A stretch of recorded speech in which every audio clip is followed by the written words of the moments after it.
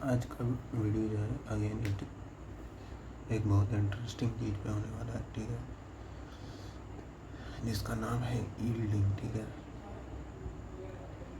Yielding लोगों को समझ नहीं आता है, ठीक है, कंफ्यूज रहते हैं लोग। Upper yield point, lower yield point, yield strength, ये सब क्या क्या चीज़ें हैं, दो ईल्ड पॉइंट क्यों आया, ये सब चीज़ है जो इंटरव्यूअर पूछता है, ठीक है। और ईल्ड पॉइंट किस मटेरियल में हमको क्लियरली विजिबल है और जहाँ नहीं विजिबल है वहाँ क्या करते हैं, ठीक है। ईल्डिंग डेफिनेशन क्या है ईल्डिंग का, ठीक है। तो वो सब बहुत सारा क्वेश्चन है।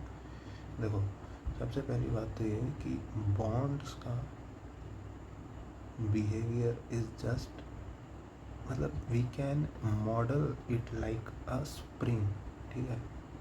हम लोग उसको एक स्प्रिंग की तरह देख सकते हैं, ठीक है। स्प्रिंग में क्या होता है, when you are trying to pull the spring,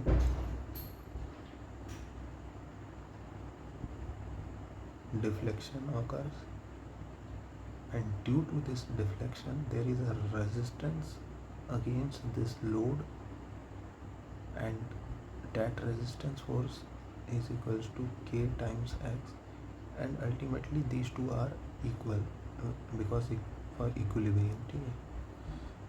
अब यहाँ देखो, बॉन्ड्स के अंदर, अब मटेरियल के अंदर थोड़ा घुसते हैं, ठीक है। Let's go inside the material. Material के अंदर अगर हम गए तो ये एटम्स जो हैं, these are connected via spring. Bond ना दिखा के हम उसको एक स्प्रिंग बिहेवियर से मॉडल किए हैं, ठीक है। एक्चुअली में बहुत डेप्थ में नहीं जाएंगे क्योंकि these concepts are related to material science, वहाँ और डेप्थ में पढ़ते हैं इन चीज़ों को। अभी तो सिर्फ सरफेस लेवल पे, सरफेस लेवल से भी ज़्यादा पढ़ा जा रहा है, ठीक है। इतना फीलिंग के साथ पढ़ना इन सब चीज़ों को कॉम्प्लिकेटेड चीज़ से तरीके से बताया जाता है बुक्स वगैरह में, ठीक है। तो स्प्रिंग हम मान लिए, ठीक है। अब क्या है कि जैसे जैसे लोड अप्लाई होगा तो क्या होगा कि ये एटम्स जो हैं, जो यहाँ पर थे, ठीक है, ये अपना पोजीशन चेंज कर लेंगे, यहाँ पे आ जाएंगे, ठीक है।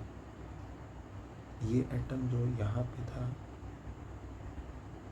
वो अपना पोजीशन चेंज करके यहाँ पे आ जाएगा, ठीक है, जब टेंसाइल लोड लग रहा है, ठीक है।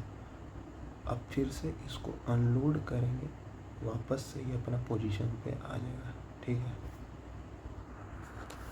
लेकिन जैसे जैसे हम लोग लोड बढ़ाते गए, एक समय आया कि bond it will stretch more and more. जैसे जैसे हम लोग इस लोड को बढ़ाते गए, बॉन्ड स्ट्रेच होने लगा, बहुत ज़्यादा स्ट्रेचिंग होने लगा, ठीक है। लेकिन बॉन्ड्स का भी एक औकात होता है, स्प्रिंग का भी एक कैपेसिटी है, उसके बियॉन्ड वो रेजिस्ट नहीं कर पाएगा उसको, कि ठीक है। There is a certain limit of load that these bonds can sustain. If we apply more than that load, the atom will move from their positions completely. देखो क्या हुआ कि एटम इनिशियली यहाँ पे था, अब ये एटम जो है, इसका बॉन्ड जो था वो ब्रेक हो गया, और एटम का बॉन्ड ब्रेक होकर के ये यहाँ पे आ गया, ठीक है। और यहाँ पर आके ये एक नया बॉन्ड फॉर्म कर लिया, ठीक है। सिमिलरली ये तो क्या था कि लोड का वैल्यू इतना ज़्यादा बढ़ा दिया गया कि देखो क्या हुआ, मैकेनिज्म समझो। यहाँ का बॉन्ड टूटा, यहाँ का बॉन्ड टूट गया, यहाँ का बॉन्ड टूट गया, स्प्रिंग टूट गया, ठीक है। अब देखो क्या होगा, अब क्या होगा कि ये वाला जो एटम है ये मूव करके यहाँ पे आ जाएगा, ठीक है। और ये वाला जो एटम है ये मूव करके यहाँ पे आ जाएगा, ठीक है। और ये जो एटम है और ये जो एटम है ये मूव करके इधर चला जाएगा, ठीक है। तो अब क्या हुआ कि ये इसके साथ नया बॉन्ड बना लेगा, ठीक है। ये वाला एटम जो यहाँ से यहाँ आया वो इसके साथ नया बॉन्ड बना लिया, ये बेचारा अकेले रह गया, ठीक है। और क्या होगा कि ये जो एटम था ये तो यहाँ से यहाँ आया, ये भी डिस्प्लेस हो गया अपने पोजीशन से और ये इसके साथ बॉन्ड बना लिया, ठीक है। और यहाँ पे जो एटम था वो भी डिस्प्लेस हो गया, पर इसको कोई यहाँ जगह नहीं मिला, ठीक है। और इसको भी कोई जगह नहीं मिला, ये तो वहीं का वहीं है, ठीक है। तो कुछ इस तरह का मेरा बन गया बॉन्ड। तो इसको कहते हैं परमानेंट डिफॉर्मेशन। मतलब मेरा शेप और साइज़ काफ़ी चेंज हो गया है, ठीक है। और शेप और साइज़ क्यों चेंज हो गया, क्योंकि अब जो है डिफॉर्मेशन परमानेंट डिफॉर्मेशन हो रहा था। इनिशियली क्या हो रहा था कि एटम्स भले एक दूसरे के यहाँ से यहाँ जा रहे थे, यहाँ से यहाँ जा रहे थे, यहाँ से यहाँ जा रहे थे, यहाँ से यहाँ जा रहे थे, लेकिन जैसे ही अनलोड करोगे तो वापस अपने मेन पोजीशन पे आ जाएंगे, ठीक है। जस्ट लाइक स्प्रिंग, ठीक है।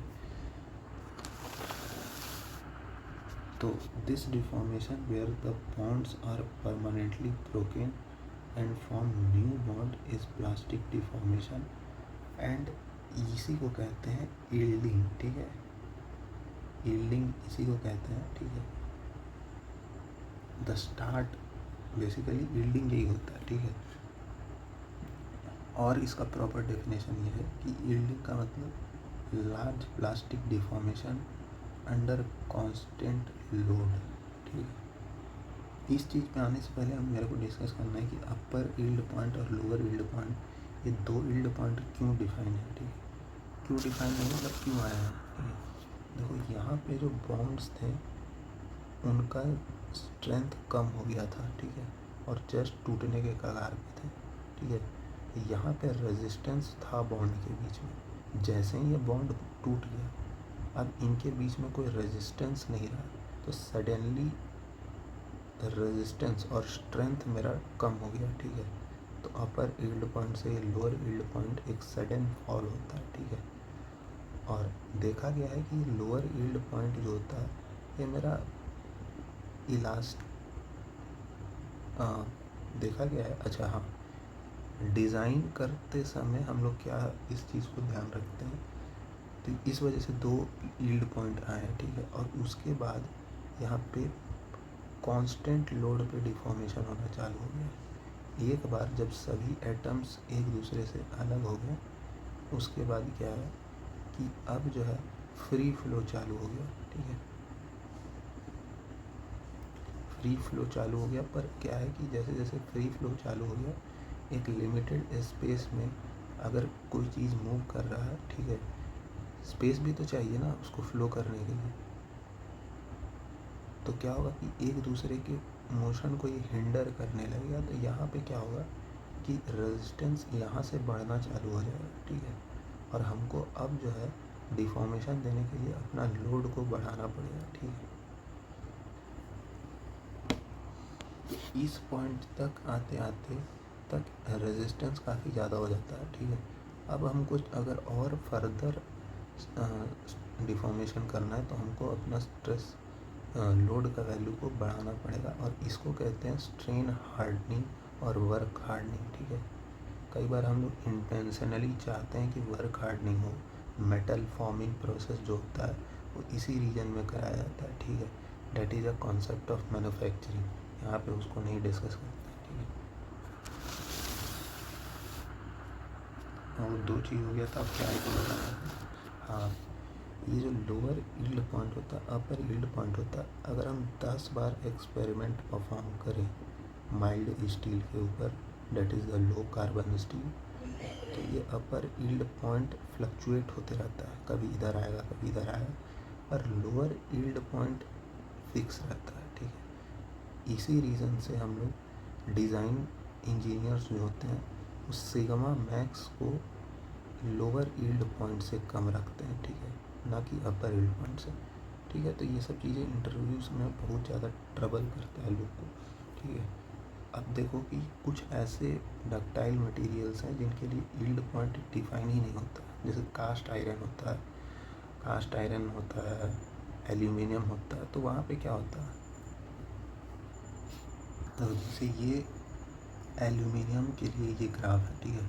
सिमिलरली कास्ट आयरन वगैरह के लिए भी बन सकता है, ठीक है। यहाँ क्या होता है एक्चुअली में कि जो इलास्टिक से प्लास्टिक बिहेवियर होता है वो ग्रेजुअल नहीं होता है, ठीक है। माइल्ड स्टील के केस में ग्रेजुअल होता था, सडन होता है यहाँ पर, ठीक है। जिस वजह से हमको यील्ड पॉइंट कहाँ पे है वो मेरे को आइडिया लगा पाना बहुत मुश्किल है, ठीक है, देख करके। तो उसके लिए एक मेथड लगाया जाता है जिसको कहते हैं ऑफसेट मेथड, ठीक है। हम 0.2% से स्ट्रेन मान करके एक इसके पैरेलल एक लाइन खींचते हैं, ठीक है। और जहाँ पे जाके स्ट्रेस स्ट्रेन कर्व को इंटरसेक्ट कर देता है वही होता है मेरा यील्ड पॉइंट, ठीक है। तो बेसिकली फीलिंग आना मेन मकसद था, क्योंकि ये चीज़ बहुत ज़्यादा मटेरियल साइंस का चीज़ होता है और इसको बहुत ज़्यादा टिपिकल वे से ना समझ के ईजी वे में समझ जाना एम था, ठीक है। तो और जब मटेरियल साइंस पढ़ेंगे तो और अच्छे से ये सब चीज़ समझ आएगा, ठीक है।